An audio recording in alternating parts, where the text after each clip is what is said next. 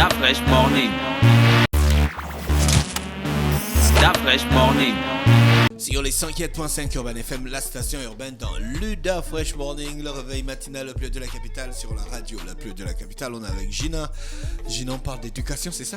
Oui, on parle d'éducation et vous savez qu'avec la pandémie du Covid-19, s'il y a bien une phrase que l'on essaie de faire entrer dans la tête de tout le monde depuis quelque temps déjà, c'est bien sûr celle qui dit qu'il faudra désormais apprendre à vivre avec le Covid-19 parce que c'est pas demain la veille que cette maladie partira. Et donc, si on doit apprendre à vivre avec le Covid-19, il y a bien sûr certains secteurs et certaines activités qui au fur et à mesure ont commencé à s'adapter aux questions liées au Covid. Vous allez voir que par exemple les professionnels des secteurs administratifs par exemple privilégient de plus en plus le télétravail. Si par exemple au début c'était vraiment, il y avait des couacs, il y avait des choses qu'on n'arrivait pas à contrôler, c'était très difficile. Aujourd'hui il y a des personnes qui se sentent très bien déjà en télétravail. Il y a certaines personnes qui font 2 jours, elles sont chez elles, une journée elles viennent au bureau pour évacuer rapidement des choses qui nécessitent qu'elles soient là en présentiel, et puis les 2 autres jours de la semaine elles les finissent à la maison, et puis elles ont désormais organisé leurs activités à la maison de sorte que ce soit beaucoup plus facile et beaucoup plus sécurisant pour elles de travailler depuis leur domicile. Donc si aujourd'hui il y a certains secteurs qui se sont adaptés, et d'ailleurs même quand vous regardiez la télévision en Europe, aux États-Unis, vous avez dû remarquer qu'il y avait de plus en plus de professionnels, même du secteur de l'audiovisuel, qui privilégiaient le télétravail.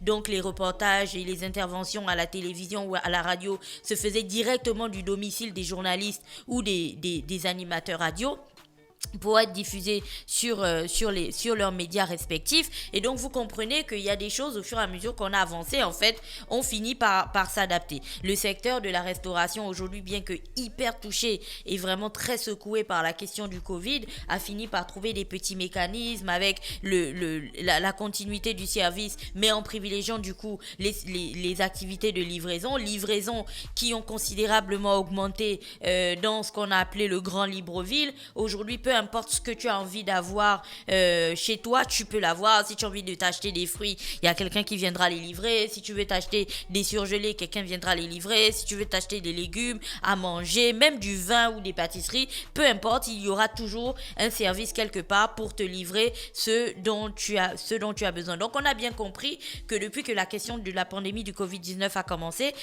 au fur et à mesure qu'on a avancé, en fait, on a fini par s'adapter. Sauf que je vous ramène quelques mois en arrière, on était le 14 mars, lorsque le secteur de l'éducation, lui, a été totalement secoué par la question du Covid-19. Donc tous les enfants ont été renvoyés à la maison, les écoles ont fermé, interdiction de rassemblement et ainsi de suite. Et puis là, au fur et à mesure que la pandémie, ce qu'on pensait être quelque chose qui aurait duré 2 semaines, 1 mois, et puis on reviendrait rapidement et on rattraperait le temps perdu, on a l'impression que ça prend vraiment du temps, parce que de mars, aujourd'hui on est en mai, on s'achemine petit à petit, on est au 22 mai maintenant, on s'achemine petit à petit vers le mois de juin. Il n'y a toujours pas d'accalmie, ou il n'y a toujours pas de ciel lumineux à l'horizon, parce que le nombre de contaminations, comme on le voit tous à la télévision, pour l'instant ça donne pas un signe encourageant de descente ou quoi que ce soit. Au contraire, on a l'impression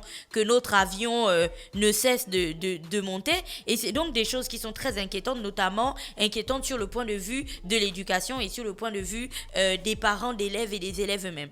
Donc au-delà du fait qu'il y ait d'un côté les élèves qui sont en classe d'examen et de l'autre côté ceux qui ne sont pas en classe d'examen, tout ça c'est le même lot à mon sens, parce que oui, ça peut être difficile pour les personnes qui peut-être devaient passer en classe de 6e ou devaient faire leur BEPC cette année pour être en seconde, ou c'est celles qui devaient passer le bac pour être à l'université et ainsi de suite. Mais c'est aussi très difficile pour les personnes qui sont par exemple en seconde et qui devaient être en première et qui avaient déjà anticipé sur leur vie et qui se disaient que voici ce que je veux faire de cette année et ainsi de suite. Les déclarations faites par le ministre, par exemple en avril, le 29 avril 2020, le ministre donc Patrick Daouda Mugiama disait qu'il n'y aura pas d'année blanche au Gabon, parce que bien sûr il travaillait en fait à faire en sorte qu'il n'y ait pas d'année blanche, sauf que ça c'était en avril. Là nous sommes en mai, nous sommes en fin mai déjà. Je pense qu'on va atteindre la fin du mois de mai, on va arriver en juin, il n'y aura pas de rentrée scolaire.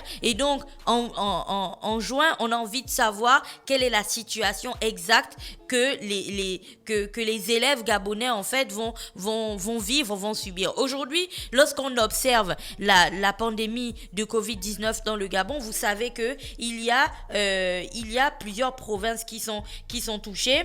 Il y a bien sûr la province de l'Estuaire, mais il y a d'autres provinces comme celle du Haut-Ogooué. On avait parlé aussi du Moyen-Ogooué, on a parlé de l'Ogooué-Lolo, ce qui fait 4 provinces sur 9 provinces, donc il y en a 5 qui sont pas touchées du tout. Il y a certains leaders politiques qui étaient ressortis il y a quelques semaines et qui demandaient s'il n'était pas possible de laisser les enfants situés dans les provinces qui ne sont pas contaminées par le Covid continuer leurs études. À cette question, il y a d'autres observateurs qui disaient non, c'est pas possible. Il y a genre l'équilibre de l'éducation dans un pays. Si il y a des enfants qui vont à l'école d'un côté A, les enfants doivent continuer à aller à l'école aussi du côté B.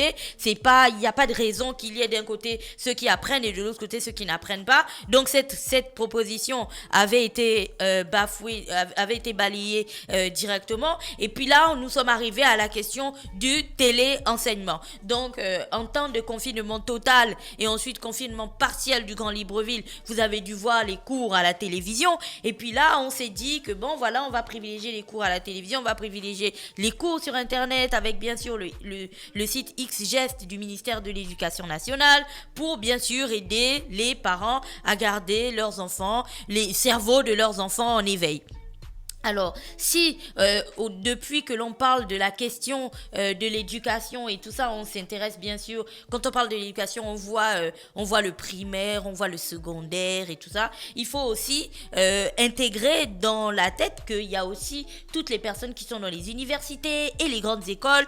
Toutes ces personnes-là, en fait, en gros, plus personne ne va à l'école à l'heure actuelle. Donc, aujourd'hui, la grande question que tout le monde a envie de savoir, c'est qu'est-ce qui est prévu pour tous ces étudiants-là, en fait, tous ces enfants, tous ces jeunes qui étudient, où est-ce qu'on va exactement? Parce que jusqu'à présent, on n'a pas de véritable communication qui situe les parents sur l'orientation que va avoir l'éducation dans les jours qui suivent. Alors, la dernière déclaration disait, la plus récente disait que nous attendions le pic des contaminations, parce que si vous avez bien regardé les informations, vous avez dû voir que on annonçait que le pic des contaminations interviendrait dans la fin mai, mi-juin. Donc après le pic des contaminations, vous connaissez le principe. Une fois qu'un pays a atteint le pic, après la courbe s'inverse et puis ça redescend directement jusqu'à des niveaux très faibles, un petit peu comme en France et puis en Chine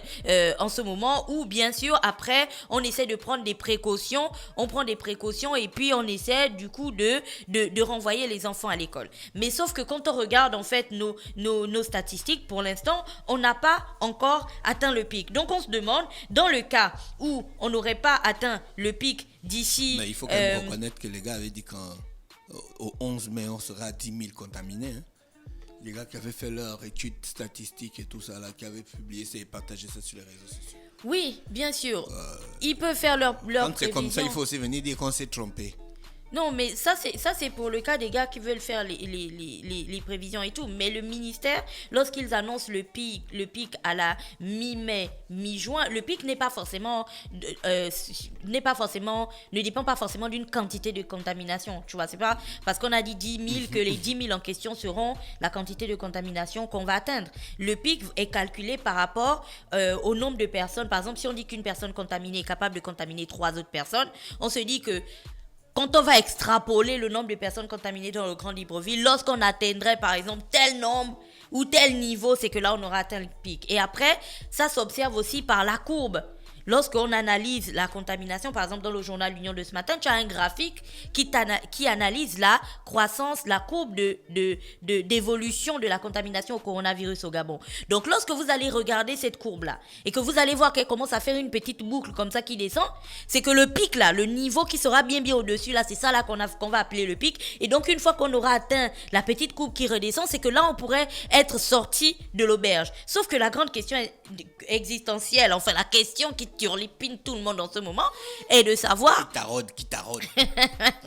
La question qui taraude les esprits est de savoir est-ce que en mi-mai ou est-ce qu'en fin mai, mi-juin, on aura atteint le pic. Par exemple, le dernier élément que j'ai reçu faisait état de 45 nouvelles contaminations dans l'estuaire sur 200 prélèvements, 20 nouvelles contaminations à Franceville sur 70 prélèvements, 2 nouvelles contaminations à Lambaréné sur 27 prélèvements, 3 nouveaux cas déclarés dans la ville de Lastourville. Tu comprends qu'en réalité, quand tu regardes ces chiffres-là, c'est un petit peu inquiétant et on te parle de 1500 de cas positifs. Donc, on est de plus en plus soucieux en fait de l'avenir et de l'éclaircissement de l'avenir en question. Du coup, aujourd'hui, la grande question est de savoir s'il n'est pas important de commencer à réfléchir à ces questions, pourquoi on devrait commencer à réfléchir à ça maintenant? Parce qu'on va pas atteindre fin mai, on va pas atteindre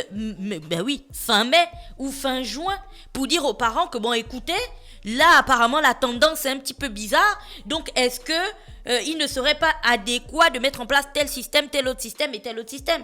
De quel système je parle exactement? Je parle du système du télétravail, peut-être du téléenseignement, peut-être commencer à le dynamiser pour continuer, parce que mine de rien, ça fait mars, avril, mai, on est en fin mai, on nage dans les 2 mois et demi de mise à la maison des enseignés. Donc vous comprenez qu'on a un véritable problème qu'on doit prendre à bras le corps dès le début. Si on dit qu'on privilégie le système de X-Gest et du ministère de l'Éducation nationale, comme tu voyais en France, on doit commencer à réfléchir à ces points. C'est-à-dire que comme tu as vu les reportages sur France 24, il y a des pays la France s'est rendu compte par exemple que tous les enfants n'étaient pas égaux sur un point de vue numérique. Et que c'était compliqué. Donc, il y a des associations qui ont pris le relais, comme il y a des organisations qui se sont mis en place pour offrir des petites tablettes, des ordinateurs et tout aux enfants pour permettre à ces enfants-là de continuer, en fait, à apprendre. Quoique, au final, ils se sont même rendus compte que même avec tous ces efforts-là, c'était compliqué. Donc autant aujourd'hui on se bat pour emmener à manger et tout ça et tout dans les familles et ce genre de choses, autant on devrait aussi réfléchir à ces questions-là. À quoi va ressembler l'éducation au Gabon dans les mois à venir, dans les jours à venir, dans les semaines à venir? On doit réfléchir à l'éducation de demain. L'éducation de demain au Gabon va intégrer quoi? Est-ce que ça va intégrer les nouvelles technologies? Si oui, où est-ce qu'on en est aujourd'hui? Est-ce que ça va intégrer la télévision?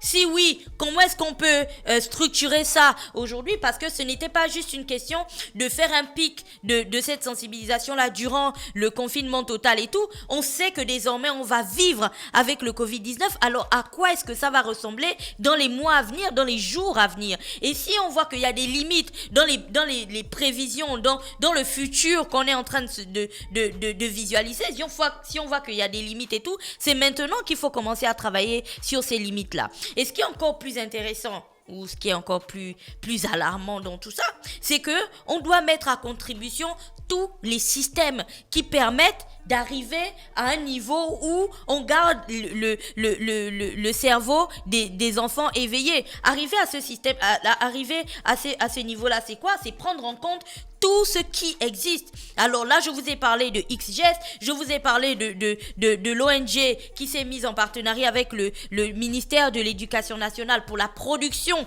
des cours en ligne que l'on voyait, des cours à la télévision que l'on voyait sur nos écrans. Non, des cours à la télévision qu'on voyait sur nos écrans il n'y a pas très longtemps.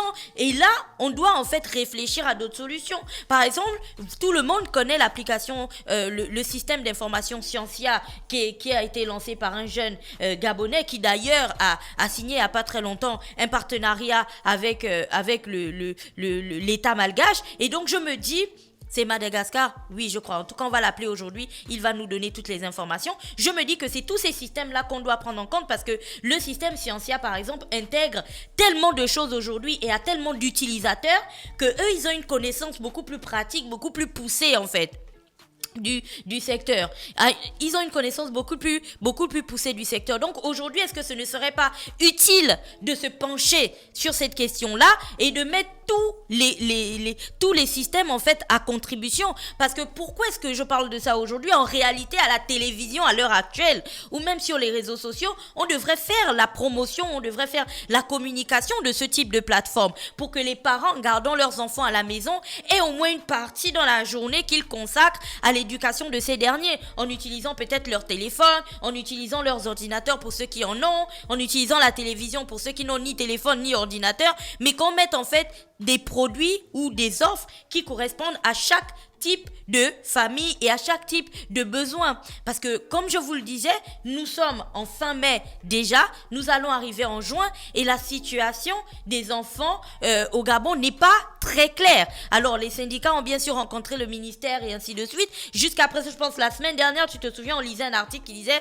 qu'on attendait la déclaration du ministre de l'Éducation nationale. Alors, on attend encore la déclaration du ministre de l'Éducation nationale et comme je le disais, le tout, c'est de prendre les choses très rapidement. Si on est en train de nager vers une année blanche, qu'on le dise. Si on ne nage pas vers une année blanche et qu'on va bientôt trouver une solution, qu'on le dise aussi. Si aujourd'hui, on a tout intérêt à privilégier les différents systèmes qui existent pour l'éducation des enfants, que ce soit XGEST, la télévision ou Scientia, ben qu'on trouve les moyens en fait pour vulgariser ces plateformes-là et pour les rendre officiel, c'est-à-dire avec le quitus du ministère et tout, pour que tous les parents ensuite puissent les utiliser avec des petits tutos, donc des spots tutos et tout, comme on a vu avec les unités EDAN et tout ça qui était gratuit. On montrait aux gens comment faire pour avoir ces unités EDAN, mais que ce soit très facile aussi pour tout le monde en disant, bon, avec votre téléphone, vous pouvez faire ça, avoir des cours avec les enfants et tout, et voilà, que ce soit bénéfique et qu'on ne ressorte pas de cette année en se disant que là, on a perdu 2 mois et on n'a pas su organiser de manière claire la question de l'éducation en temps de Covid-19. Voilà, donc c'est pour ça qu'aujourd'hui on avait envie de parler de cette question d'éducation et on voulait notamment prendre en interview Édouard Claude Ossou qui est bien sûr le fondateur de Scientia. Édouard? Allô, Édouard. Allô. Bonjour, comment vas-tu? Apparemment, Édouard ne nous reçoit pas. Et pourtant, nous, on le reçoit très bien. Édouard, bonjour, comment vas-tu? Allô. On te reçoit, Édouard, est-ce que tu nous entends?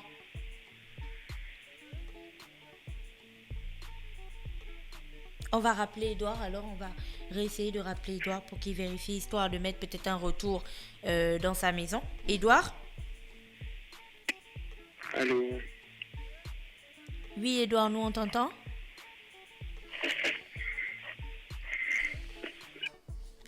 Alors on va rappeler Edouard, certainement juste le temps de mettre une musique et de revenir et de voir exactement ce qui se passe pour rappeler Edouard, pour qu'il parle de son application Scientia qu'il a développée il y a quelques années déjà et qui marche super bien et qui pourrait être une alternative ou du moins une contribution dans cette question de gestion en fait des apprenants en temps de Covid-19. Voilà. Merci Gina avec nous ce matin sur les 104.5. On va revenir dans quelques minutes. Le temps pour nous de regarder si tout est techniquement prêt pour recevoir Édouard Claude Ossou dans le Da Fresh Morning, le réveil matinal qui vous donne l'énergie, la musique et la bonne humeur.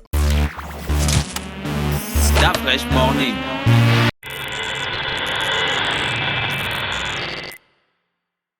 Urban FM.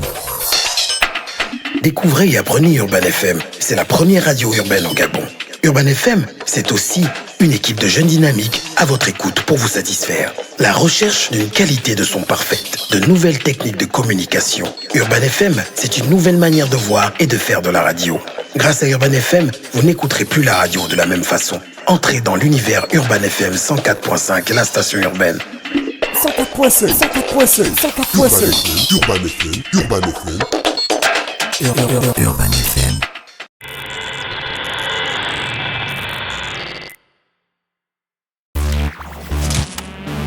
Da Fresh Morning. Sur les 104.5 Urban FM, la station urbaine, Gina, je pense que cette fois-ci c'est bon. Hein? On va réessayer. Allô Edouard, en temps de Covid.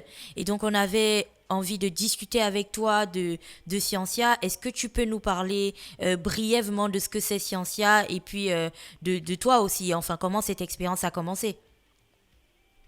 D'accord, c'est une application, une plateforme qui, à la base, a été créée pour garantir la réussite scolaire des élèves, donc améliorer la qualité du suivi scolaire.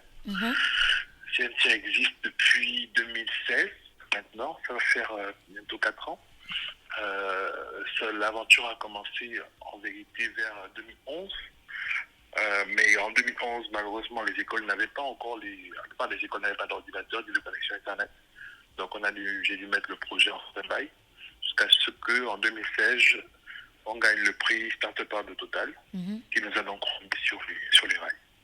Donc en gros, voici à peu près présenté ce qu'est Scientia. Alors, Scientia, en 7 ans de Covid-19, je pense que en 7 ans de Covid, bien sûr, c'est difficile pour tout le monde, mais dans cette période-là, le Covid représente aussi une très belle opportunité, du coup, pour toi en tant qu'entrepreneur et avec ta solution Scientia. Du coup, de manière totalement pratique, comment est-ce que Scientia peut aider les parents et les élèves à garder un certain niveau, en fait, durant cette période où les écoles sont fermées et on demande à tout le monde d'éviter les déplacements non nécessaires? En réalité, Scientia, au départ, travaillait avec des écoles, la plupart privées. Et tout justement, pour leur faire face au Covid-19, on a décidé d'ouvrir notre plateforme et d'inviter tous les élèves désireux de continuer leurs cours à s'inscrire gratuitement. Et en même temps, on a créé comment dirais-je, pas une association, mais on a créé une équipe qui s'appelle EluTech.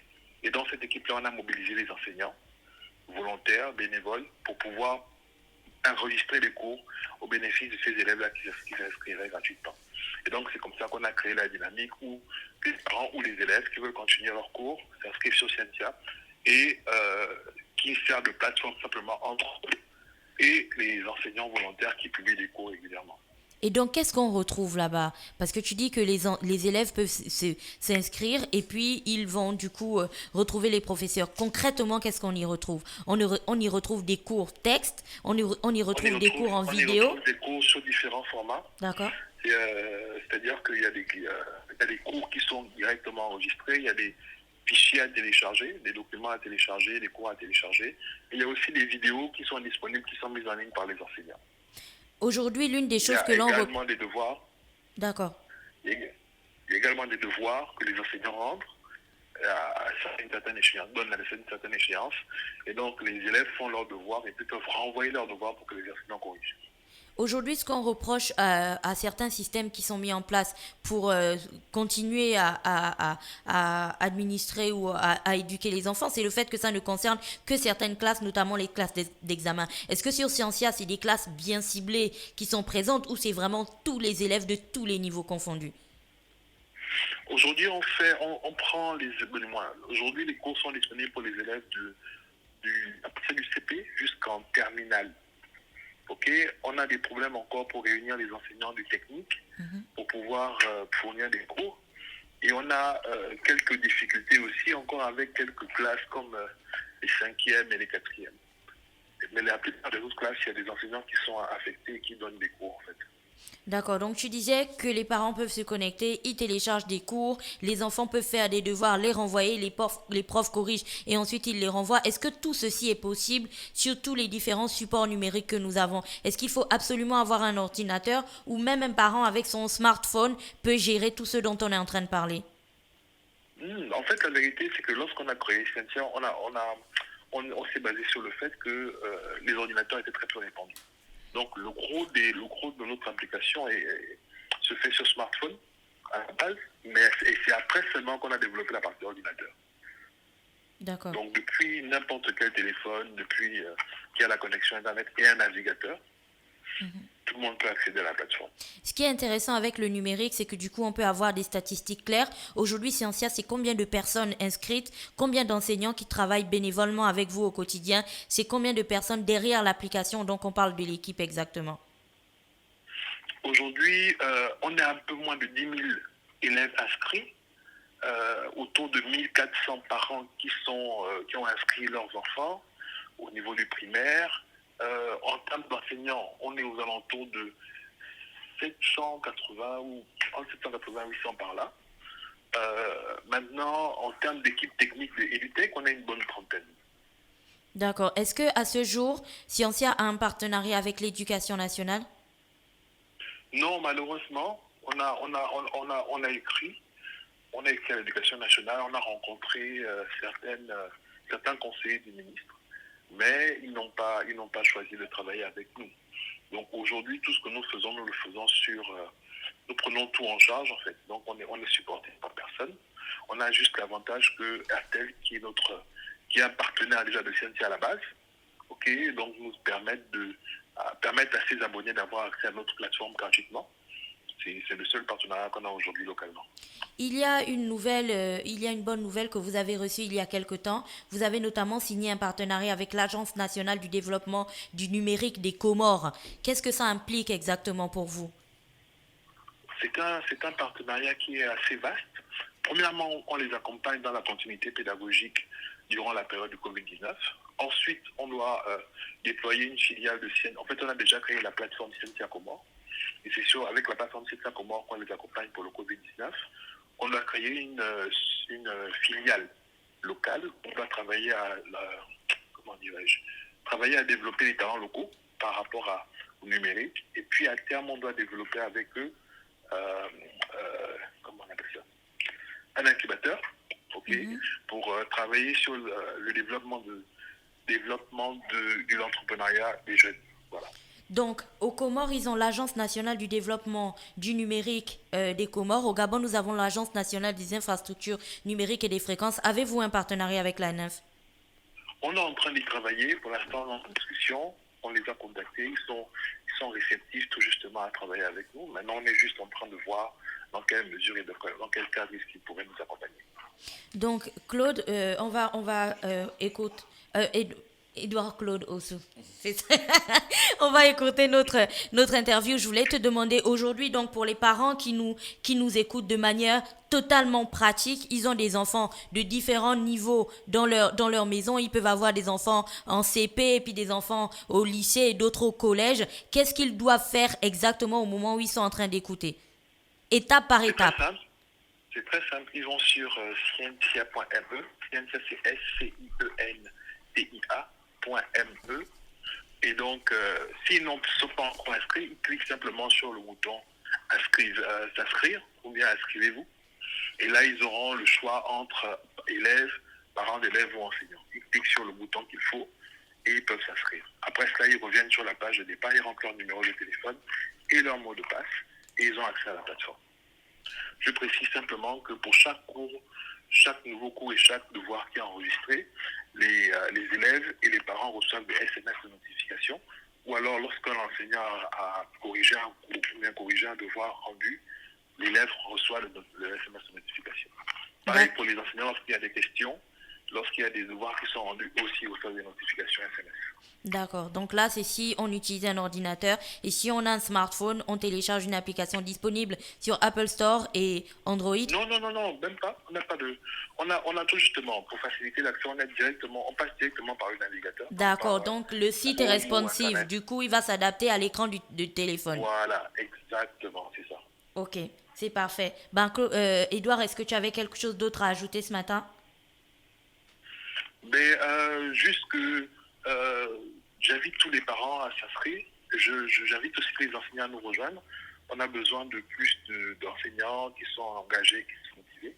Et puis, toutes les personnes de bonne volonté, les entreprises de bonne volonté qui veulent soutenir notre action, elles sont les bienvenues. On peut vous joindre sur votre page Facebook? Oui, bien sûr. Vous êtes réactif? Très réactif. D'accord. Et je remercie particulièrement Urban FM pour la mise en lumière que vous nous permettez d'avoir ce matin. Merci beaucoup, Édouard. Merci d'avoir accepté de nous parler ce matin. On va certainement se revoir une fois que le Covid on aura appris à vivre avec pour une interview physique à la radio. Merci beaucoup et bon courage à toi et à ton équipe. Merci encore à vous et bon courage à vous également. Merci. Bonne journée. Donc voilà, vous aviez Édouard Claude Ossou, qui est bien sûr le fondateur et responsable de Scientia. Scientia qui a pour slogan l'école de demain. Je pense qu'aujourd'hui, il est plus que temps que les parents comprennent qu'il y a bien sûr la décision du ministère que l'on attend pour savoir quand est-ce que les écoles vont ouvrir, mais on a aussi la responsabilité parentale qui fait en sorte qu'il faut absolument que l'on garde le cerveau des enfants en éveil en ces temps où les écoles sont complètement fermées, et toutes les opportunités, toutes les solutions sont les bienvenus, notamment cette application qui a été créée par un Gabonais. Comme vous l'avez entendu, il a déjà un partenariat, il est déjà en partenariat avec les Comores à travers l'agence du numérique des Comores, qui eux ont bien compris en fait l'intérêt de développer ce pan-là dans leur pays. Donc c'est la même chose que je pense qu'on devrait faire chez nous, et donc tous les parents devraient en réalité commencer à se connecter sur l'application et garder en fait le cerveau de leurs enfants en éveil, parce que ce n'est pas Scientia. C'est pour ça que c'était très important de parler des équipes. Ce n'est pas Scientia qui charge du contenu. Ce n'est pas Scientia qui crée les cours. Parce que bien sûr, ce n'est pas des professeurs. Ils sont des développeurs. Ce sont des professeurs partenaires et volontaires de l'application qui mettent des cours. Ce sont des enseignants qui en temps normal devraient se retrouver dans des salles de classe, qui donnent des cours. Donc il n'y a pas de raison de ne pas en profiter. Donc si vous le souhaitez, comme il le disait, allez-y sur le site www.scientia.me, donc SCIENTIA.me, et puis vous suivez juste les étapes. Voilà, c'était tout pour aujourd'hui. Merci Gina avec nous ce matin sur les 104.5 Urban FM, la station urbaine dans l'UDA Fresh Morning, le réveil matinal le plus de la capitale sur la radio. La plus de la capitale, restez connectés, on se retrouve juste derrière. Stop Fresh Morning.